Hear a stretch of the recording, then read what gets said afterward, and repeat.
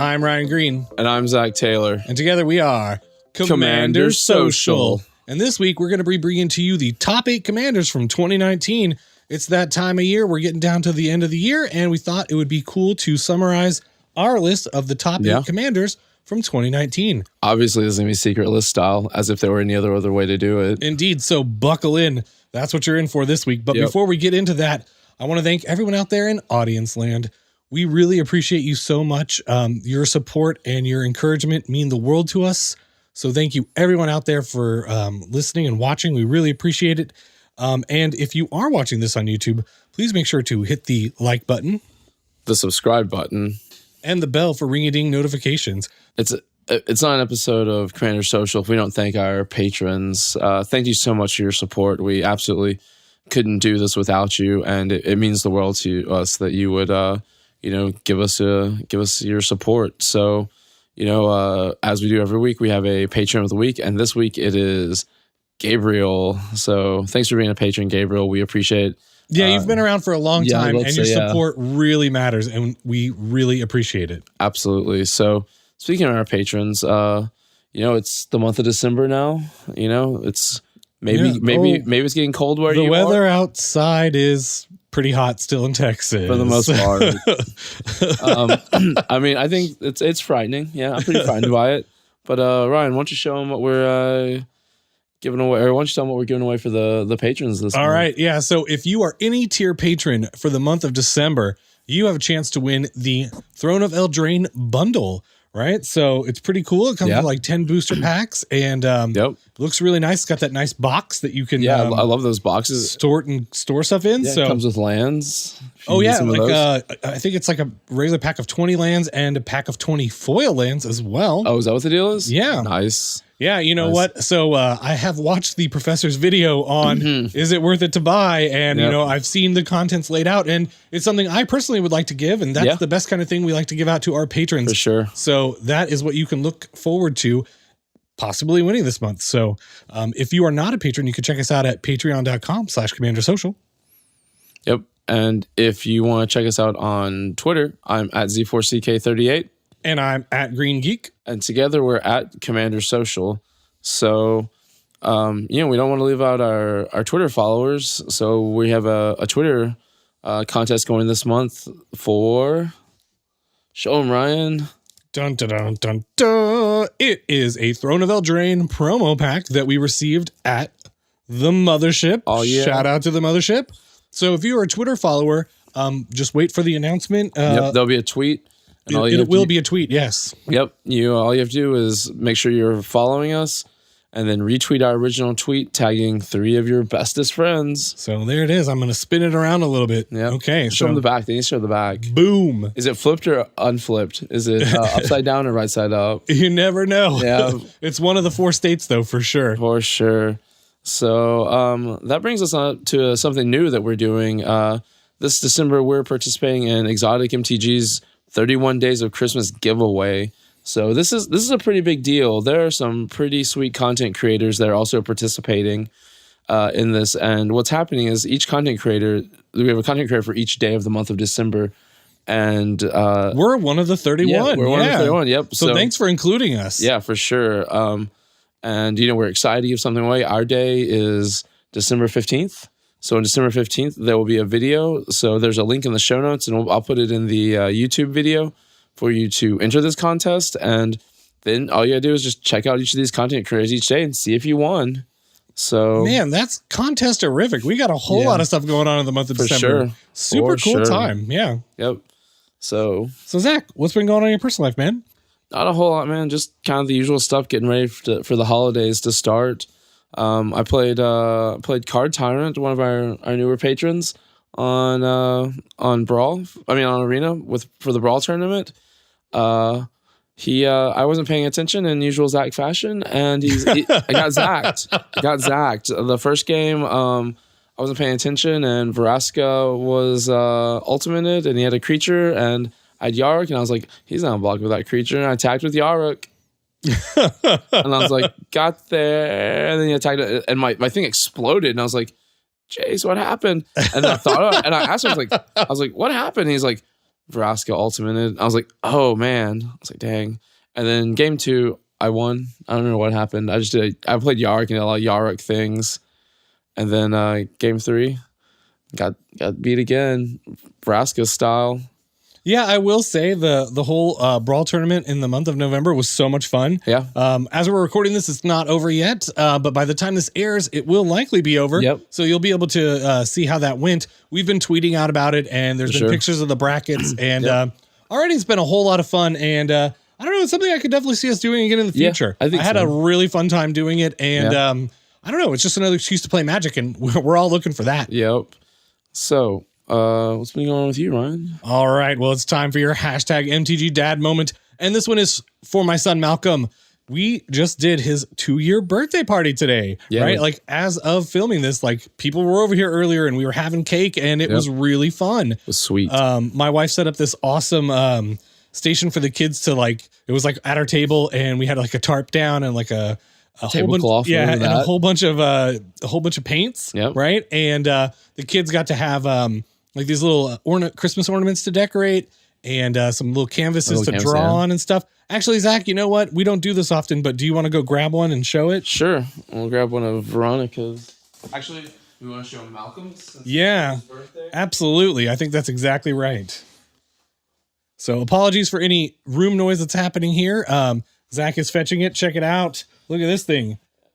That is art by my son. He made it, and I think it looks pretty good. I'm not actually. Maybe it goes this way. Maybe that's right side up. I'm not sure. Sideways when he was painting it, and he just kept like trying to get me to grab the yellow for him. That's why there's so much yellow right there, still dry. Oh, that makes sense. Yeah. So it was a whole lot of fun, and we had some folks over and family, and it was a blast. So I want to say something here too, just kind of like a message for Malcolm in the future, buddy. I am so proud of you. You were growing up to be such an intelligent and caring young man. And I just see every day you getting smarter and stronger.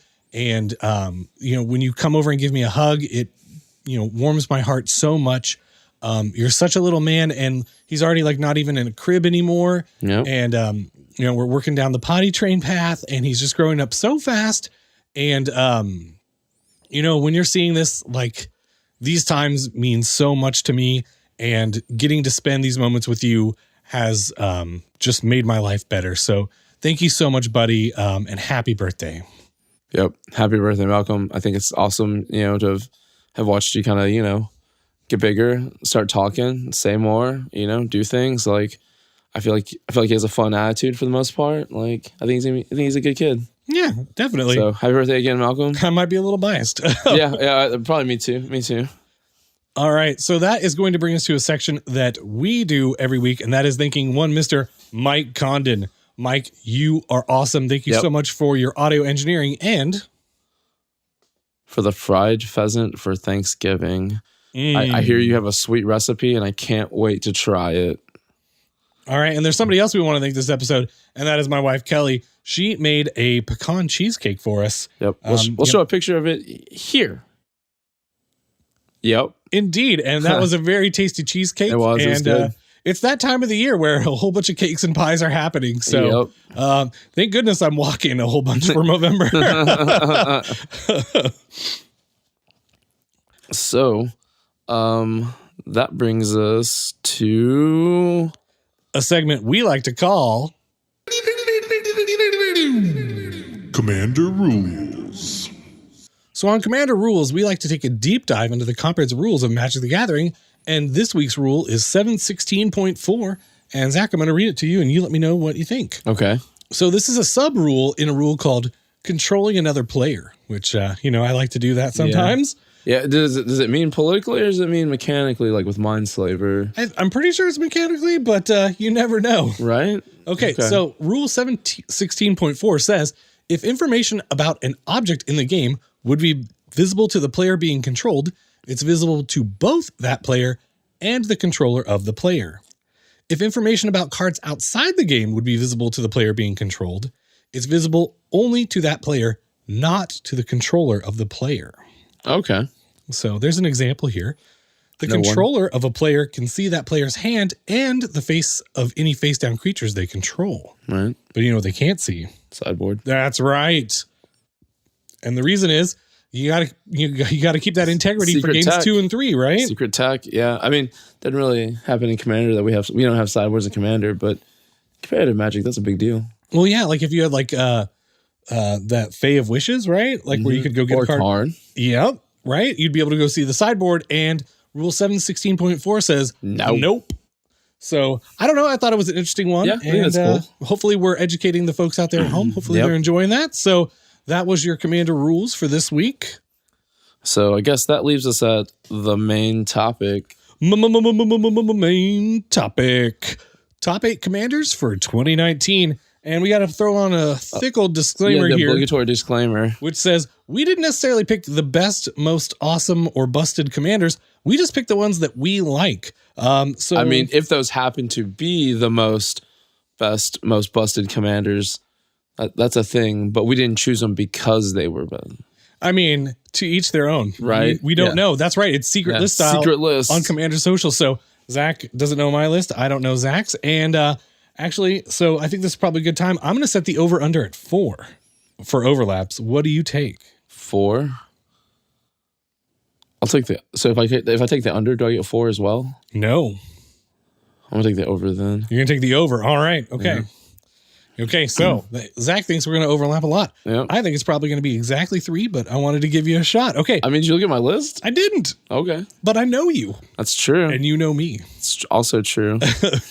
So there were a total possible of 79 commanders from 2019. That is a lot of commanders. It is. Do you know how many there were last year? How many? 101. Whoa. Okay. So down a little bit from 2018. Yeah, a little bit. Okay.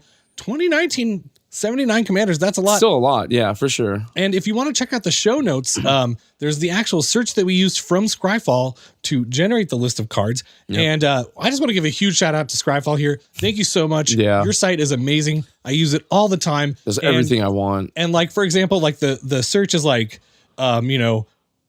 is not a reprint, is a commander, and released in 2019. Like you can put all 3 of those things in there. And that is awesome, right? Because really obviously we didn't put any reprint commanders on our list here. These are commanders. We're not doing reprints? No, of course not. I got it in my list, bro. No, I'm just kidding. You had me going there, man.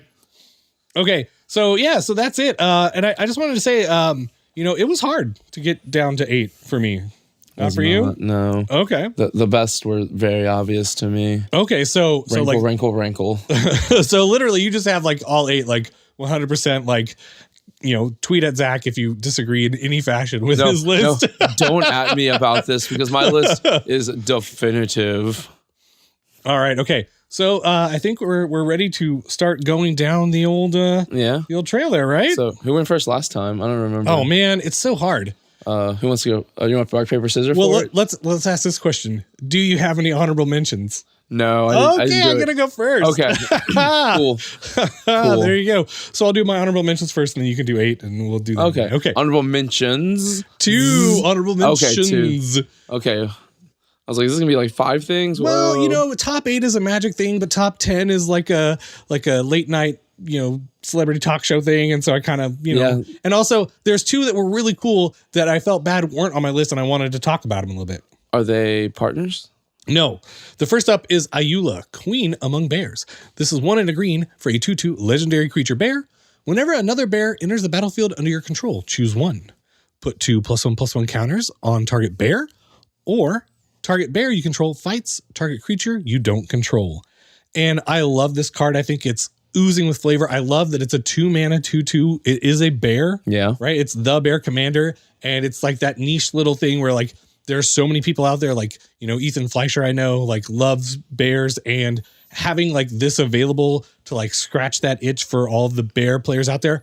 And I think this card is symbolic of like all the cool gifts that like Wizards of the Coast gives us. Yeah. Like they make these cool cards for us. And even though I haven't made an Eula deck, I've played against one, and it was really cool. Nice. And I think the card is sweet, and I could see myself building a deck around it. And I just like that cards like this are getting made. And so I wanted to draw attention to it. Nice. All right. So my second honorable mention is Feather the Redeemed. This is white, white, red for a 3/4 legendary creature angel with flying. Whenever you cast an instant or sorcery spell that targets a creature you control, exile that card instead of putting it into your graveyard as it resolves. If you do, return it to your hand at the beginning of the next end step. So let me ask you a question about that card. Mm-hmm. What's its color identity again? Boros. Dead to me. This card is sweet, right? Like it's a Boros card, but it plays completely different from any other Boros commander. It does. It made a whole bunch of cards that were not relevant in Commander relevant. That's true. And I think it deserves a mention for that. And I also just think that it's really cool. And I think cards like this deserve to be celebrated. Not Boros card. Oh, okay. All right. Fair enough. So, okay. So those are my 2 honorable mentions. Folks at home, let us know what you think about those. Should they have been in the top 8? Are they nowhere near the top 8?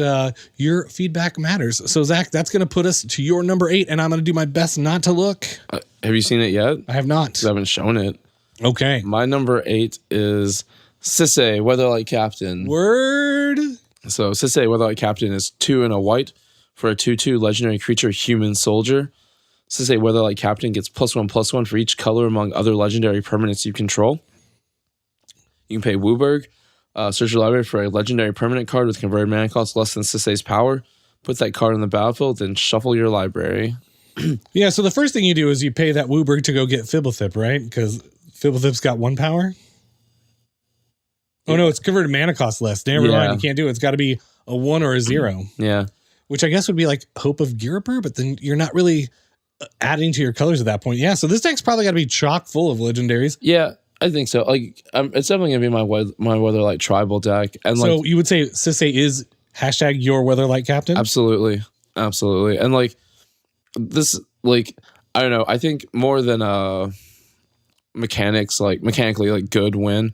Like, I think it's a really big flavor win to have Sisei in the, because before she was just green white. That is correct, yeah. And that's garbage. So like, it's not garbage. It's a great card. It is a decent card. It is a decent card, just in the wrong colors. But well, the thing is, like, you want to have that Vorthos deck. You want to have that flavor win. You need it to be all 5 colors because you want to have all the different possible Weatherlight crew and even maybe some of the villains and stuff. Yeah, and, no, I would definitely have the villains like Grevin's, like Rakdos, and then Gerard's a Boros now, and then I think there's a Gerard's not a villain. He's not, but there's a but he is Boros. yeah, might as well be. You got your Vati Ildals. Yeah, you got Volrath, you got Grevin Olvik. I think I don't know. I'm slowly piecing that deck together. So Joe Hoffman sent you a foil one. He did. That we did on air, and that was really super sweet. Yeah. So now, I mean, you're basically obligated. You have to build it. I'm going to. I definitely have a special box that's my like Weatherlight tribal pieces. Oh, sweet. Yeah. Okay. So I guess that moves on to my number 8. And for the official count here, no overlap. Sisei was on my short list, right? So when I make these episodes, I took a list at all the 79 and I got it down to 22 in my first pass. I was like, these are the 22 that I like. And then I was like, oh man, I have to cut it down to like a third of this. That's difficult for me.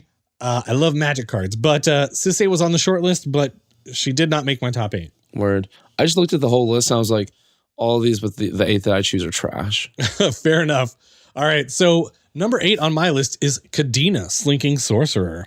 This is 1 black, green, blue for a 3/3 legendary creature, Naga Wizard. The first face-down creature spell you cast each turn costs 3 less to cast, and whenever a face-down creature enters the battlefield under your control, draw a card.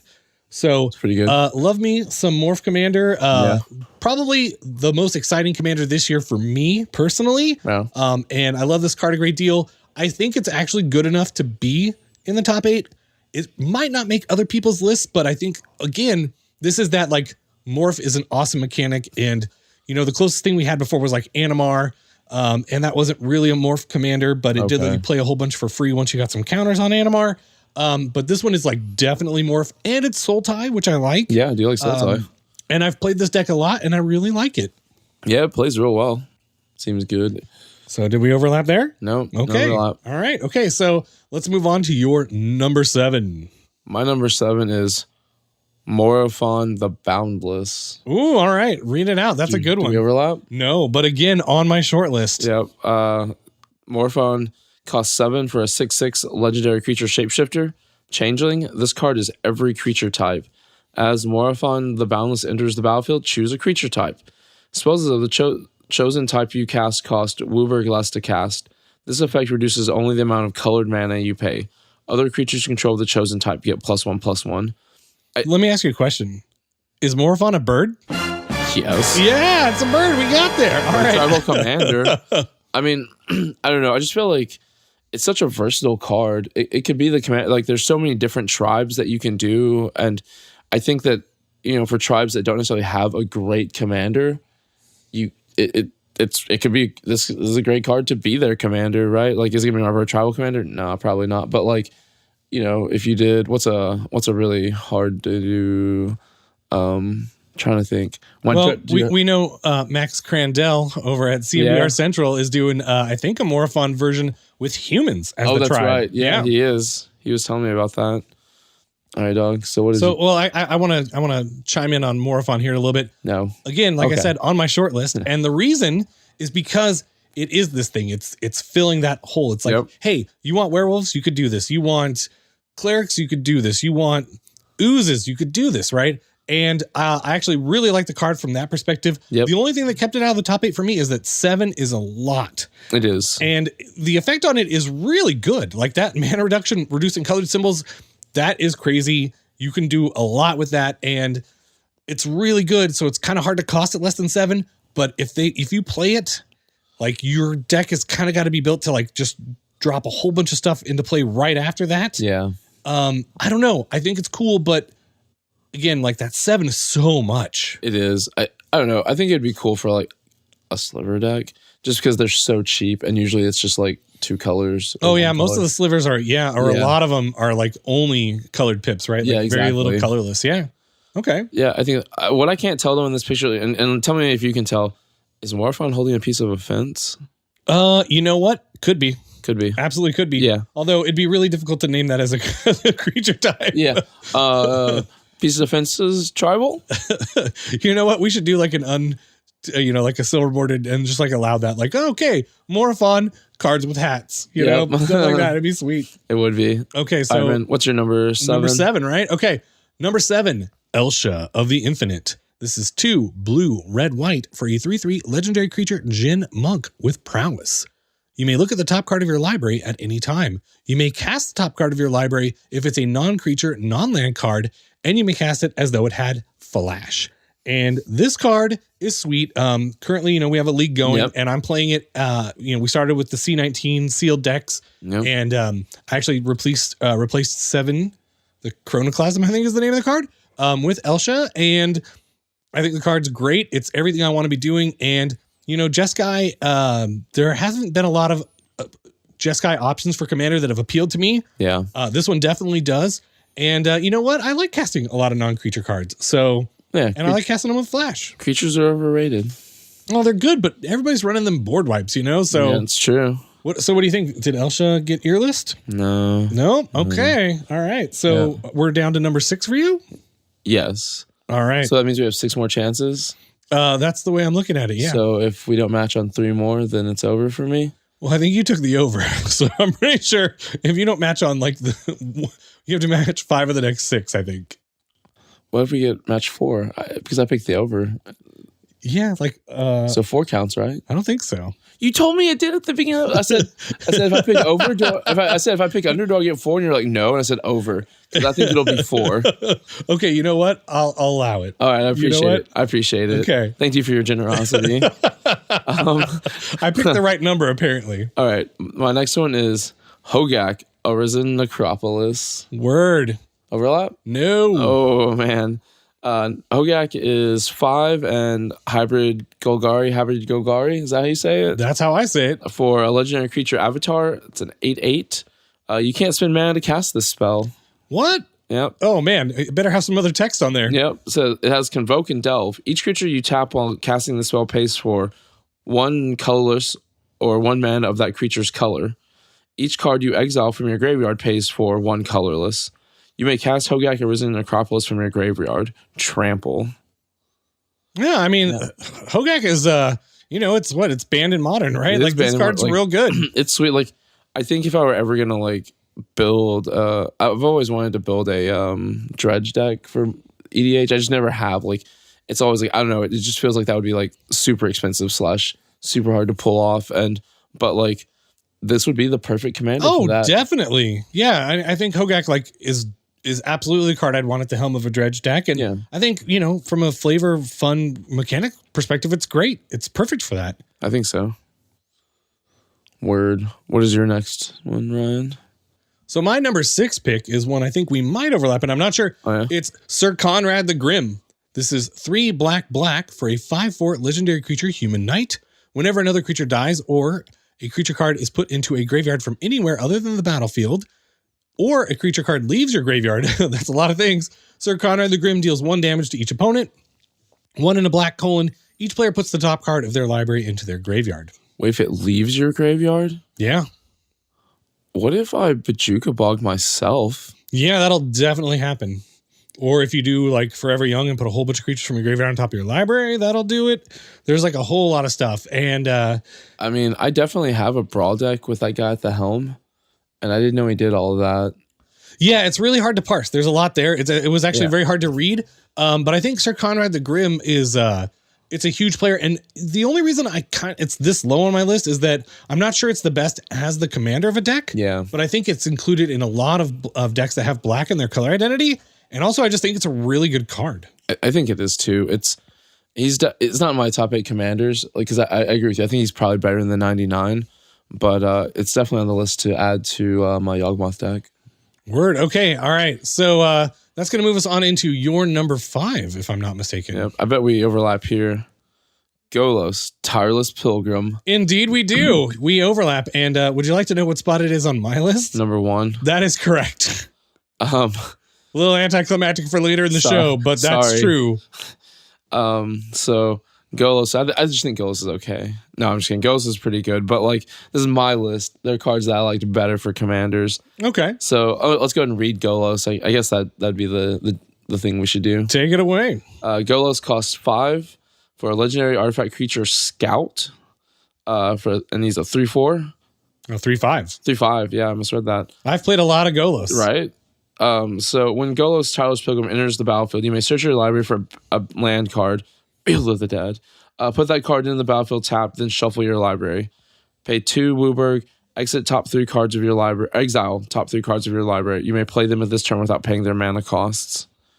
I've seen so many Goloses into casualties of war that I'm just like, I just shake my fist. Like that's like Ryan's like signature move. That's probably my fault. Yeah.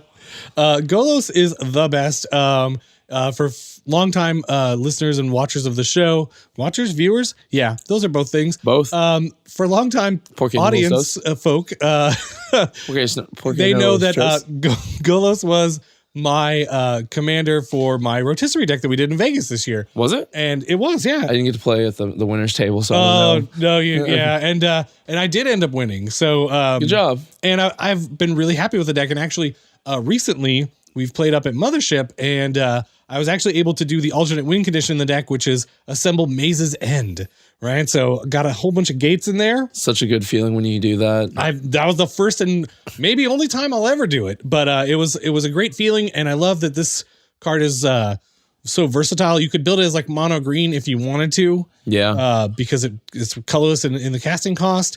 There's a whole lot of ways to build it, and I think it's really powerful, and I think it's especially powerful in Brawl. It's what I'm playing in our November patron-only Brawl tournament, and it is currently wrecking shop. I am so happy with this deck, and I love playing it on Arena. It's so good.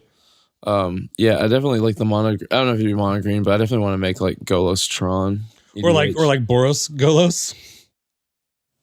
No, I don't want to play something lame. That seems like a waste. Golos Tron would be pretty sweet. Yeah. So, what's next on your list since I took your thunder? So my number 5 is a Brawl special here. It's Chulane, Teller of Tales. Word. This is 2 green, white, blue for a 2/4 legendary creature human druid with vigilance. Whenever you cast a creature spell, draw a card, then you may put a land card from your hand onto the battlefield. 3 and tap, return target creature you control to its owner's hand. Legit. Did this make your list? No. I don't know the power of Chulane because I've never played Chulane, but I want to. Yeah, so this one I have not played in Commander. I have played it in Brawl. Yeah. It's pretty sweet. I mean, this card does a lot of things, and the fact that you get to draw the card, and then if the card you drew was a land and you didn't have any other cards, the way it's worded, you get to put it into play. I think that's amazing. Yeah. Honestly, I think this card is like really, really, really good. I think it's really good for beginners too. Like if you're going to start with Commander and you're looking for like kind of an easy deck to build or something that you could kind of build in a lot of different like easy ways, would be like a whole bunch of creatures and Tulane. And like the deck's never going to run out of gas, and you know, you're going to keep drawing the cards, playing your land so that like, even if they do kill it, it's easy to replay it. I don't know. I think it's a really good card. Seems legit. What are the colors again? It's Bant. Okay. Bant means nothing to me. I had to see the card. Yeah. Oh yeah. So green, white, blue. Yep. If I were going to play green, white, I would definitely, blue would be the third color I'd want. Oh, for sure. Yeah. Yeah. Okay. So that's going to move us on to your number 5. My number 5 is also a Brawl special. Eula Artful Provocateur. Oh, all right. Yeah, the old Esper special. Yeah, Eula is 1 white, blue, black for a legendary creature, Fairy Warlock. She's a 2/3 with flying, death touch, and lifelink. She also says other creatures you control with flying get +1/+0. And whenever you cast an artifact or enchantment spell, create a 1/1 blue fairy creature token with flying. Man, I love that card. Like, I love playing it in Brawl. Like, I built that EDH deck with it, and that would have been fun if I built it on paper, probwe. Yeah, for sure. That episode, people really enjoyed, I think, too. Like, and this card's really fun. Yeah, I think she's real good. Did we have an overlap? We did not. Yeah, we both picked one Brawl, or what? At so least far. One. Yeah, yeah. What? There's an okay. So, what is your number 4? All right, so we're into the top half of the top 8 commanders from 2019, and my number 4 is Kenrith, the Returned King. We totally overlapped. Kenrith was my number 1. Okay, all right. I thought so. You hit my number 1. I sunk your battleship. No, I'm just kidding. Kenrith's not my number 1. No. Oh man, you can't play with my emotions like that. Sorry. So Kenrith, the Returned King is 4 and a white for a 5/5 legendary creature, human noble. Red, all creatures gain trample and haste until end of turn. 1 green, put a +1/+1 counter on target creature. 2 white, target player gains 5 life. 3 blue, target player draws a card. 4 black, put target creature card from a graveyard onto the battlefield under its owner's control. Kenrith does everything. Yeah, and you can build this deck a whole bunch of different ways. You can go group hug. You can go 5-color busted stuff. You can do infinite combo things. You can do like reduces activated abilities tribal, right? Yeah. Like with Heartstone and Biomancer's Familiar, I think is what it is. There's a whole bunch of ways to build this, and it's a card that appeals to me, right? Yeah. The only one downside I feel is like this card may have a bad rap. I feel like if you sit down and you see Kenrith, there's a chance it's like that really crazy busted version. So you have to be really sure that when you're having, the talk, that game, make sure you're like, hey, I built it this way, or here are my expectations, or, I just really want to play political and just like give other people's creatures haste and pass out life and reanimate cards for people and, draw cards and all that fun stuff. So, have you played against Kenrith? I have not. Me neither. But I really like the card. I really do. I do too. If I'd had an honorable mention section, Kenrith Return King would have been in it. Okay, cool. All right. So you got my hopes up there. I thought I got one of yours, but I didn't, huh? I tried. I knew I was going to get you. So far, the only overlap we have is my poker face is amazing. Very nice, Zach. I thought so. Nice. Okay, so we're on to your number 4 now, right? I think so. Hold on. I'm not looking for the audience at home. Zach is scrolling through things, other way, and I'm making sure to not look. 7, 6, 5, 4. This is my number 3. Okay, that's all right. What do you think it is? Your number 3? Yeah. Oh man. How about Yawgmoth? No. Okay. So it is Yarek the Desecrated. Oh, see, I thought that'd be your number 1. Maybe. Oh, wait, it's not, obviously. My bad. Sorry. So Yarek the Desecrated is 2 black, green, blue for a legendary creature, elemental horror. Yarek is 3/5 with death touch, lifelink, and it says if a permanent entering the battlefield causes a triggered ability a permanent you control to trigger. That ability triggers an additional time. I don't know. I just love playing cards that do things when they come into play. And Yarek does that. And I just like, I love being able to be like, have Yarek in play, have Guardian Project in play like a 2-drop creature that does something, have it do its thing twice. Yarek's Finlurker, you have to exile 2 cards for 2 black. And then Guardian Project triggers twice, so you get to draw 2 cards. And like in Brawl, it's been a problem. I've had to discard down a bunch, but like it's a really fun EDH deck too. That was my rotisserie deck that I beefed up and made a little more focused. Like it's not like broke or anything. It's still like, I'd say it's probably a 6.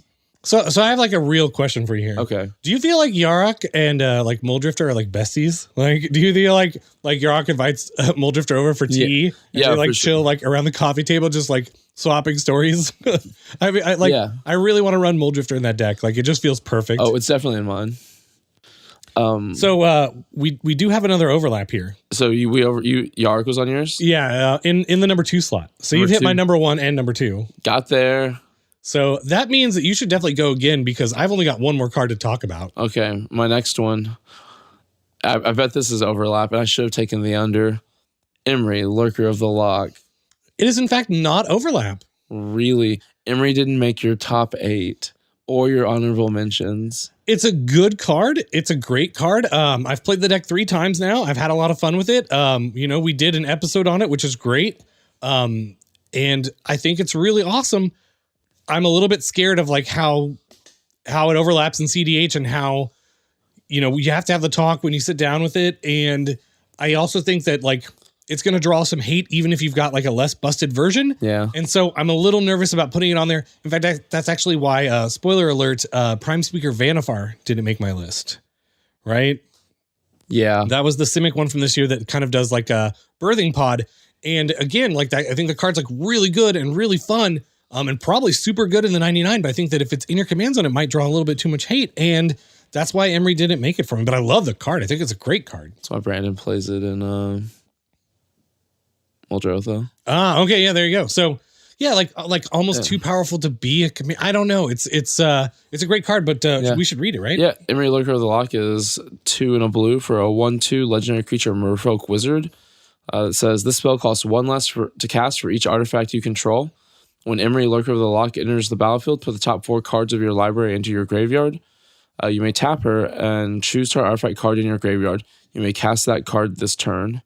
I just think it's a great card. Like, I finally like got finalized my like actual like not terrible Emery list. And well, the thing is, like, we also may be a little biased because we did do an episode on it, and I'll tell you, this is like a peek behind the curtain for the folks listening at home, but when we record an episode about a card, like we get kind of hyped about it. Exactly. And it really makes me want to build it. And then I'm like, is that card that good? Or did I just like hype myself up? And so that's maybe another reason why I didn't include it. Yeah. So the thing is, like, I think Emery is like more than hype. I think Emery's like legit good. I mean, seeing play in CDH, so that's something. That says something, I think. Also, like, you can build it to where, you can play her on turn 1 or whatever. But I don't think my deck does overly busted stuff. I don't think your deck does overly busted stuff. Like, I don't know. I just think it's a fun commander. Like, it just does cool stuff with artifacts. And we all know that I love artifacts. Another really cool thing about Emery is that oftentimes, actually, so of the 3 times I've played her, she's never cost more than a single mana ever. Legit. Even after getting killed. So, I think that's a really good point. I do dislike the commander tax and all right, so we're down to the final card on my list. It's coming in at spot number 3 because Zach picked off my number 1, Golos, and my number 2, Yarek the Desecrated. My number 3 is Corvold, Fey Cursed King. Interesting. This is 2 black, red, green for a 4/4 legendary creature Dragon Noble with flying. Whenever Corvold, Fey Cursed King enters the battlefield or attacks, sacrifice another permanent. Whenever you sacrifice a permanent, put a +1/+1 counter on Corvold and draw a card. So I think when we originally reviewed this card, I wasn't all that high on it. But then I realized that those 2 abilities are not linked. It's not the getting the counter and drawing a card whenever Corvold makes you sacrifice something. It's whenever you sacrifice something. So like if you sacrifice like Evolving Wilds, that's put a counter on. If you use Squandered Resources, you can sacrifice all your lands and like draw a whole bunch of cards. Like there is crazy potential here. And oh my gosh, I have not really been into like a Jund commander. I don't have a Jund commander deck right now, but if I did, I think Corvold would be it. And I think it's really good. That's legit. I definitely love sacking creatures and other things like tokens and what, like, man, that makes me kind of want to. You can sacrifice them food tokens. Yeah, or those treasure tokens. Oh man, treasure tokens are so good with Corvold. Does that? Oh, it's John, right? So there's no white. I was like, man, hidden Corvold with Smothering Tide. Yeah, Smothering Tide is what I was thinking of. Yep. Okay, so we're really coming around home plate here, right? Yeah. Or coming around third base, I guess, on our way to home. And you've got one left, right, Zach? Yep, I got one left. Can I guess? Sure. It's gotta be Yawgmoth Thrawn Physician, right? Like it has to be, right? No, it's Vanafor. No, it's not. No, it's not. it is Yawgmoth, Yawg Dog, as I call him affectionately. Yawgmoth and I are friends. You invite him over for tea. Yeah, me, Yawgmoth, and Click Clack get together, have tea. You call up Directory service. Yarok and Muldrifter. They're like, let's have a house party. Come on over. Yeah, so that's how I actually met Yawgmoth. I was friends with Click Clack in high school. That makes sense. Yeah, we ended up going to college. We were roommates in college.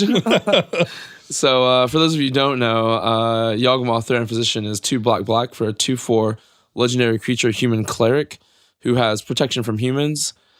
Pay 1 life, sacrifice another creature, put a -1/-1 counter on up to 1 target creature and draw a card. It also says black, discard a card, proliferate.